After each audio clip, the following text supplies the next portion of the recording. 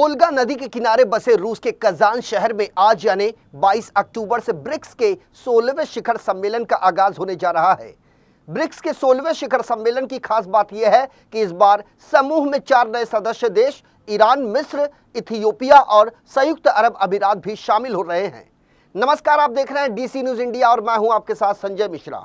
आज हम बात करेंगे ब्रिक्स सम्मेलन की, जिसकी चर्चा अखबारों से लेकर टीवी न्यूज चैनलों और सोशल मीडिया तक हर जगह हो रही है। प्रधानमंत्री नरेंद्र मोदी ब्रिक्स सम्मेलन में हिस्सा लेने के लिए 2 दिन के दौरे पर कजान पहुंचे हैं।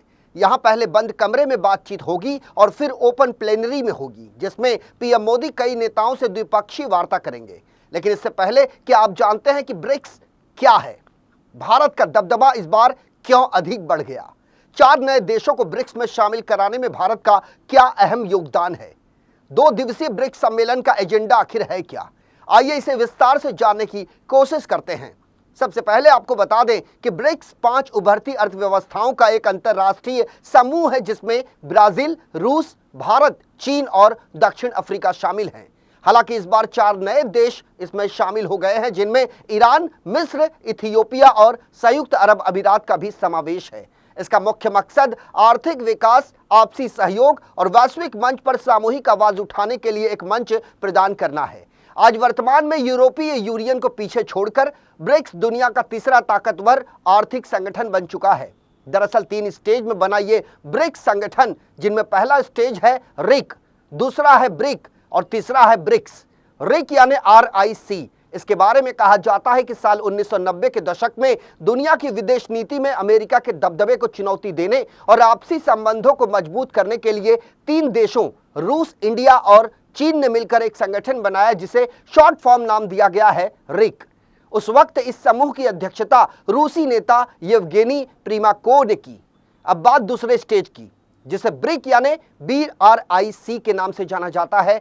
दरअसल साल 2001 में इन्वेस्टमेंट बैंक गोल्डमैन सैक्स ने 4 देशों ब्राजील, रूस, इंडिया और चीन को इकोनॉमी के लिहाज से विश्व की सबसे तेज बढ़ती अर्थव्यवस्था बताया था। इसके बाद साल 2009 में इन 4 देशों ने मिलकर एक संगठन बनाया, जिसे ब्रिक नाम दिया गया। अब बात तीसरे स्टेज की, जिसे ब्रिक्स के नाम से जाना जाता है। दरअसल साल 2010 में अफ्रीका महाद्वीप का प्रतिनिधित्व करने के लिए साउथ को इस समूह का हिस्सा बनाया गया। इसी के साथ संगठन का नाम ब्रिक्स हो गया। इसके बाद से यह वैश्विक राजनीति और अर्थव्यवस्था में महत्वपूर्ण भूमिका निभाते आ रहा है। अब आपको बताते हैं कि ब्रिक्स में भारत का दबदबा कैसे बढ़ा। दरअसल भारत की हाल के वर्षों में तेजी के साथ बढ़ती अर्थव्यवस्था ने इसे वैश्विक मंच पर एक प्रमुख खिलाड़ी बना दिया है। साल 2024 के आखिर तक भारत की GDP दुनिया की तीसरी सबसे बड़ी हो सकती है, जिससे इसका प्रभाव और अधिक बढ़ गया है। भारत का कूटनीतिक संतुलन और नेतृत्व ब्रिक्स में चीन और रूस जैसी शक्तियों के साथ विशेष रूप से काफी महत्वपूर्ण है। भारत ने व्यापार, सुरक्षा या जलवायु परिवर्तन समेत विभिन्न अंतर्राष्ट्रीय मंचों पर अपनी स्थिति को काफी मजबूत किया है। फिर चाहे बात वैश्विक महामारी कोविड-19 के दौरान वैक्सीन सप्लाई की हो, जलवायु परिवर्तन पर वैश्विक एजेंडा की हो, या फिर बात वैश्विक व्यापार नियमों की हो, इन सभी पर भारत ने अग्रणी भूमिका निभाई है, जिससे इसका ब्रिक्स में प्रभाव और अधिक बढ़ गया है। अब आपको बताते हैं कि ब्रिक्स में 4 नए देशों को शामिल कराने में भारत की क्या भूमिका है। भारत ने संगठन के नेताओं से बातचीत के दौरान इस बात पर जोर दिया कि ब्रिक्स में नई उभरती अर्थव्यवस्थाओं को शामिल करना चाहिए, ताकि संगठन को वैश्विक स्तर पर और अधिक ताकत मिल सके। एक्सेलेंसी, मैं आपकी मित्रता, गर्मजोशी भरे स्वागत और आतिथ्य सत्कार के लिए हार्दिक आभार व्यक्त करता हूं।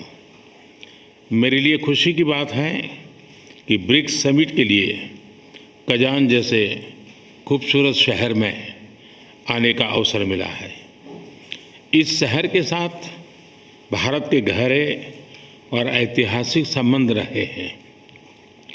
कजान में भारत के नए कॉन्सुलेट के खुलने से ये संबंध और मजबूत होंगे। एक्सेलेंसी, पिछले 3 महीनों में मेरा 2 बार रूस आना हमारे करीबी समन्वय और गहरी मित्रता को दर्शाता है। जुलाई में मॉस्को में हुई हमारी एनुअल समिट से हर क्षेत्र में हमारे सहयोग को बल मिला है। एक्सेलेंसी, पिछले 1 वर्ष में ब्रिक्स की सफल अध्यक्षता के लिए मैं आपको बधाई देता हूं। 15 वर्षों में ब्रिक्स ने अपनी एक विशेष पहचान बनाई है और अब विश्व के अनेक देश इससे जुड़ना चाहते हैं। कल मैं ब्रिक्स समिट में भाग लेने के लिए उत्सुक हूँ। जब नए देशों को समूह में शामिल होने पर सहमति बन गई, तब भारत ने यह सुनिश्चित करने में अहम भूमिका निभाई कि नए सदस्य देश विभिन्न महाद्वीपों से आए, जिससे कि ब्रिक्स की दुनिया में धमक और अधिक बढ़ जाए। अब ये जानने की कोशिश करते हैं कि आखिर ब्रिक्स में भारत और चीन के बीच इतनी खींचतान क्यों है। ब्रिक्स के विस्तार को लेकर कुछ देशों में, खासकर चीन और भारत के बीच असहमति बनी रही। दरअसल चीन ब्रिक्स में अधिक से अधिक विकासशील देशों को शामिल कर अपने प्रभाव को और अधिक बढ़ाना चाहता था। वहीं चीन पाकिस्तान समेत कई विकासशील देशों को जल्दी से सदस्य बनाना चाहता था, जबकि भारत इस प्रक्रिया में ज्यादा सतर्क था। भारत ब्रिक्स को एक बहुध्रुवीय वैश्विक व्यवस्था का समर्थन करने वाला मंच मानता है। ऐसे में भारत नहीं चाहता कि कोई एक देश संगठन पर हावी हो जाए। भारत ये चाहता था कि नए सदस्य केवल उनके आर्थिक योगदान या भू राजनीतिक स्थिति के आधार पर ही नहीं, बल्कि उनकी लोकतांत्रिक संरचना और समावेशी विकास के सिद्धांतों के आधार पर भी चुने जाएं, ताकि संगठन की आंतरिक संरचना और कार्यप्रणाली पर कोई नकारात्मक प्रभाव न पड़ सके। भारत का जोर था कि नए सदस्य शामिल करते समय उनके आर्थिक और राजनीतिक दृष्टिकोण पर विशेष ध्यान दिया जाए, ताकि ब्रिक्स की प्रभावशीलता और एकजुटता कायम रहे। ब्रिक्स शिखर सम्मेलन में आर्थिक मंदी, मुद्रास्फीति और व्यापार असंतुलन पर चर्चा होगी। वहीं संयुक्त राष्ट्र जैसे वैश्विक संगठनों में सुधार की बात पर जोर दिया जाएगा। इसके साथ ही ब्रिक्स देशों के बीच तकनीकी सहयोग और डिजिटल अर्थव्यवस्था को बढ़ावा देने पर भी जोर दिया जाएगा। ब्रिक्स देश एक नई वैश्विक मुद्रा प्रणाली पर विचार कर रहे हैं, ताकि वे अमेरिकी डॉलर पर निर्भरता कम कर सकें और व्यापार को अधिक स्वतंत्र बना सकें। दरअसल ब्रिक्स देशों ने न्यू डेवलपमेंट बैंक की स्थापना की है, जिसका मुख्य उद्देश्य विकासशील देशों को वित्तीय सहायता प्रदान करना है। जानकारी के लिए आपको बता दें कि अब तक 15 बार हो चुका है ब्रिक्स सम्मेलन। साल 2009 में ब्रिक्स देशों का पहला सम्मेलन रूस में हुआ था। इसके बाद साल 2010 में साउथ अफ्रीका के शामिल होने के बाद इसका नाम बदलकर ब्रिक्स कर दिया गया। अब तक कुल 15 बार ब्रिक्स सम्मेलन हो चुके हैं। इस बार रूस के कजान में 16वां शिखर सम्मेलन होने जा रहा है। रूस चौथी बार ब्रिक्स सम्मेलन की मेजबानी कर रहा है, जबकि इससे पहले भारत 3 बार ब्रिक्स सम्मेलन की मेजबानी कर चुका है। रूस में हो रहे ब्रिक्स सम्मेलन में इस बार नई वित्तीय व्यवस्था को लेकर काफी चर्चा है। कहा यह भी जा रहा है कि रूस और कई देश ये चाहते हैं कि डॉलर के प्रभुत्व से निजात पाया जाए। इसके लिए एक वैकल्पिक व्यवस्था के तहत ब्रिक्स करेंसी लॉन्च की जाए।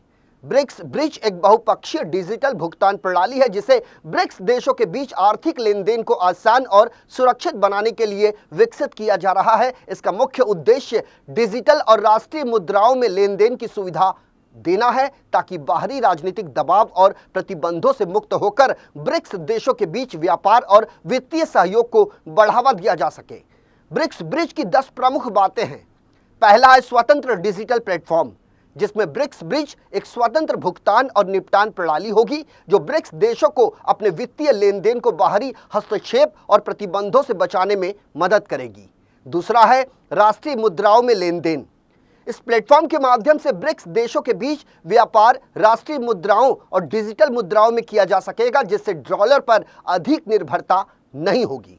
तीसरा है डिजिटल मुद्रा का उपयोग, जिसमें ब्रिक्स ब्रिज के तहत सदस्य देशों की डिजिटल मुद्राओं का उपयोग किया जा सकेगा, जैसे कि रूस का डिजिटल रूबल, जिससे लेन देन तेज और सुरक्षित होगा। चौथा है अंतर्राष्ट्रीय भुगतान का सुधार। यह प्रणाली क्रॉस बॉर्डर यानी सीमा पार भुगतान को तेज और सस्ता बनाएगी, जिससे व्यापार में समय और धन की बचत होगी। पांचवा है राजनीतिक प्रतिबंधों से बचाव, जिसमें ब्रिक्स ब्रिज का उद्देश्य बाहरी राजनीतिक दबाव और प्रतिबंधों से मुक्त होकर स्वतंत्र रूप से भुगतान प्रक्रिया करना है। खासकर रूस के खिलाफ लगे प्रतिबंधों के संदर्भ में यह काफी महत्वपूर्ण है। छठा है स्विफ्ट का विकल्प। ये प्रणाली स्विफ्ट जैसे अंतर्राष्ट्रीय वित्तीय नेटवर्क का विकल्प हो सकती है, जो वर्तमान में पश्चिमी देशों के नियंत्रण में है। ब्रिक्स सम्मेलन की 7वीं मुख्य बात है वित्तीय एकीकरण, जिसमें ब्रिक्स देशों के बीच वित्तीय एकीकरण को बढ़ावा देने के लिए यह प्लेटफॉर्म काफी मददगार होगा, जिससे इनके आर्थिक संबंध और मजबूत होंगे। 8वीं मुख्य बात है ब्रिक्स देशों की आर्थिक मजबूती। इस प्लेटफॉर्म का विकास ब्रिक्स के सदस्य देशों की आर्थिक मजबूती और स्वतंत्रता को दर्शाता है, जिससे वैश्विक आर्थिक संतुलन बदलने की संभावना है। नौवीं बात है ब्रिक्स सम्मेलन में चर्चा, जिसमें ब्रिक्स ब्रिज का मुद्दा कजान ब्रिक्स सम्मेलन का मुख्य फोकस होगा, जहां इसे अंतिम रूप दिए जाने की उम्मीद है। और ब्रिक्स सम्मेलन की अंतिम 10वीं मुख्य बात है संभावित वैश्विक प्रभाव। इसमें यदि ब्रिक्स ब्रिज सफल होता है तो यह अन्य विकासशील देशों के लिए भी एक मॉडल बन सकता है, जिससे वे भी पश्चिमी वित्तीय दबाव से बचने के लिए इसे अपनाने पर विचार कर सकते हैं। तो कुल मिलाकर रूस के कजान में होने वाला ब्रिक्स सम्मेलन कई मायनों में खास है, जिसमें हिस्सा लेने के लिए भारत के प्रधानमंत्री रूस के कजान पहुंचे हैं। बहरहाल हमारे इस खास पेशकश में मेरे साथ अभी के लिए इतना ही। ताज़ा तरीन खबरों के लिए देखते रहे DC न्यूज़ इंडिया। पूरी टीम के साथ मुझे यानी संजय मिश्रा को दीजिए इजाजत। नमस्कार।